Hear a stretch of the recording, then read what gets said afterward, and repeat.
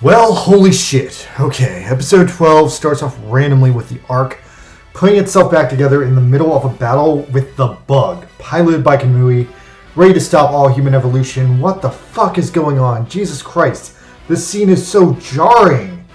After the op, we come to Jen and Scientist Bro in a dinosaur-themed submarine. They find the Bug core that the Andromeda constellation fired off into the past, buried in the seafloor, where it's apparently been chilling for hundreds of thousands of years.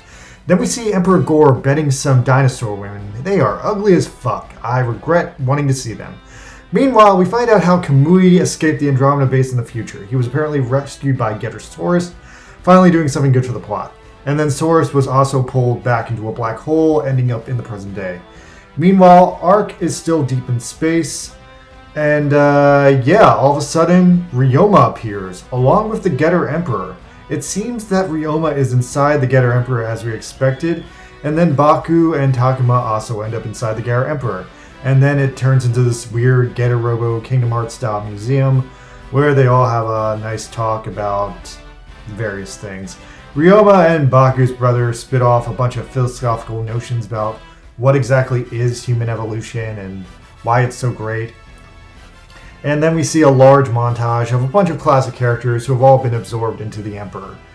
Takuma expresses concern for Kamui, but Baku, for some reason, has decided to stay inside the Emperor.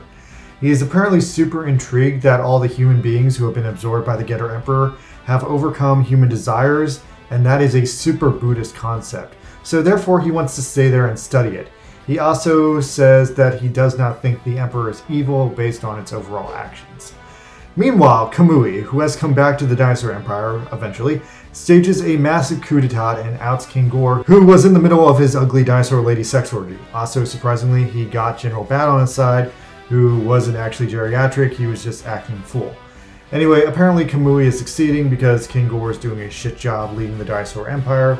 Kamui shoots one of his friends in the head and then vows to take over the world and crush humanity. King Gore is really surprised by this change of heart, but is actually ultra cool with it all because he doesn't think that they would actually win.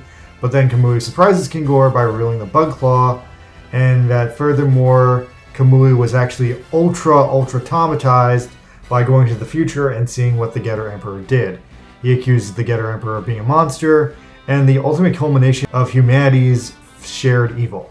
And therefore, the only way to save the Earth is to kill all the humans, and therefore give the Earth a clean conscience. Meanwhile, at the lab, Shikishima and Hayato are dismantling a bunch of random things, packing up their shit in boxes, and we get a quick shot of two hobos eating spaghetti at a diner. I think these are the hobos that Takuma beat up in episode 1. Anyway, I don't recognize them. The Dinosaur Empire pops out of the ground at this point, all over Japan, especially in Shibuya, and Gore and Kamui pop out with their hologram and declare all-out war on all humans.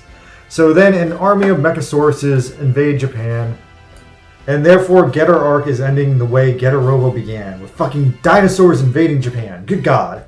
Now a bunch of Stelbers show up to fight a Godzilla-looking Mechasaurus that tries to destroy the American embassy. They successfully divert it, and then it ends up destroying a random cell phone company instead. And then meanwhile we go back to the Getter lab where Hayato is getting super ready to fight Kamui, or otherwise have a heart-to-heart conversation with him. Gettersaurus, meanwhile, returns to the present day, also with Kamui, and with the bug-controlling claw. Now, this scene is incredibly confusing because it seems to be out of order, and it doesn't really add up. It confused me so much that I thought at first that there were actually two Kamuis, and that the one taking over the world was an imposter, but apparently this is just a really out of order flashback to the point where Kamui decided to turn evil. Now he runs into Han, and Han doesn't want Kamui to do this. But anyway, meanwhile the Ark is flying back into the present with Takuma as the sole pilot, since Baku stayed behind. Now the Dinosaur Empire has immediately started releasing greenhouse gases to try and terraform the Earth back into a tropical rainforest, as they've done many times in the past. And then Kamui and the Saurus pilots arrive at the Sao Tome lab and invade it. However, they are immediately stopped by Dr. Shikishima, who is defending the lab very thoroughly. He violently murders a bunch of dinosaur men, assaulting their senses like it's Home Alone, but with way more murders. Anyway, Kamui unfortunately knows how to get past his traps because he's known Dr. Shikishima for so long. So he corners Dr. Shikishima. Shikishima is borderline happy to be cornered, although he has one last trick up his sleeve, but it doesn't work and Kamui kills him. Apparently, though, Dr. Shikishima was actually a super robot cyborg, so there's a possibility that maybe this actually won't kill him. Now, meanwhile, Hayato is sitting there looking really jacked, more jacked than we've ever seen him before in any previous Getter series. Like, he looks like a freaking cut Indiana Jones, and he's got like a shirt. And fuck, that's the end of the episode. It just cuts off in the middle of the scene. Damn. Okay, guys, well, we are in the endgame now. Now, at this point, I skimmed the last few pages of the manga, and apparently the cold opening of this episode was literally the end of the manga. Now, in a hard contrast from the nice way things have been flowing up till now, this episode is really jarring in a couple of weird ways. I'm guessing that since they've run out of manga at this point, this episode was a really, really weird, like, crux of different things put together. I mean, I guess they were really trying to, like, piece together how we got to this point. So they threw in some stuff that had been set up before and not played out. They threw in a bunch of stuff we were kind of needed for the plot, but also some things we didn't. Like, this turned out to be a really weird episode because I didn't expect them to go so into the way the manga had run out of material. So we got, like, I guess at this point I have to, like, point out that the manga really, like, kind of tapers off. Like, I guess owing to Ken Ishikawa's failing health, like, the manga just kind of ends with, like, some incoherent scenes that are loosely linked together. So when we get here in this episode, like, the writers try really hard to link those scenes together better, but I feel like they did, like, a half-assed job of it. Because, like, there's this general incoherency in this episode. Because I just think they patched things together really poorly. Like, they filled in a couple of blanks with, like, how Storis and Kamui escaped from Andromeda. And then they also filled in some of Kamui's soft rolling coup of the Dinosaur Empire. And that was kind of cool. And, however, though, they showed it out of order, which was really confusing to me. Like, why bother at this point to have flashbacks to things that they're making up that are happening in the present time? Like, that really confused me to the point where I thought for a second there was, like, an evil Kamui and a good Kamui, but no, it was just Kamui before he changed his clothes. Like, the dude really did a complete 180, and I guess they kind of lay it on the line here in this episode that he was honest to God horrified and terrified by the atrocities committed by the Getter Emperor in the future. And in Kamui's mind, destroying the Getter Emperor was apparently the only way to achieve world peace. But I guess he also wants to kill all of humanity, which is just too much, man. So we also finally get to see more of the Getter Emperor. The main pilots finally reach it. They kind of converse with it through the spirits. And despite Musashi being a huge dick in the previous episode, the Getter Emperor in this episode is still kind of played up as the semi-benevolent Chamber of Souls, more in line with its depiction in previous Getter anime. So I guess they are kind of also trying to, like, iron out the general, like, overall canon of, like, all the Getter stories still. I mean, Baku's story pretty much ends non-climactically here as he decides to just chill in the Emperor because he realizes it is a benevolent Chamber of Souls. And I guess that is, like, the coolest possible spot for a Buddhist monk to hang out with. And meanwhile, Ryoma sets Takuma off, and we know Takuma is going to eventually meet up with Kamui, and they're going to fight. So, yeah, all the pilots kind of take, like, their end, like, directions in this episode. And I guess that's okay. I just wish there had been, like, a little bit more consistency throughout the show if they were going to change things up this much. Alright, so quick scoreboard for this episode. 1 point for those dinosaur women, confirming they were existing, but also letting me down in the fact that they were not attractive at all. 1 point for Kamui easily conquering the Dinosaur Empire. I guess he had it in him all along.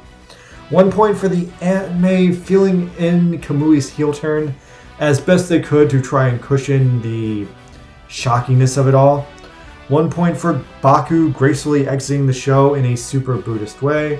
1 point for that Ryoma cameo, even though it really was just very philosophical and didn't really add to anything. 1 point for that alternate perspective on the Getter Emperor, putting it back into line with previous depictions of it.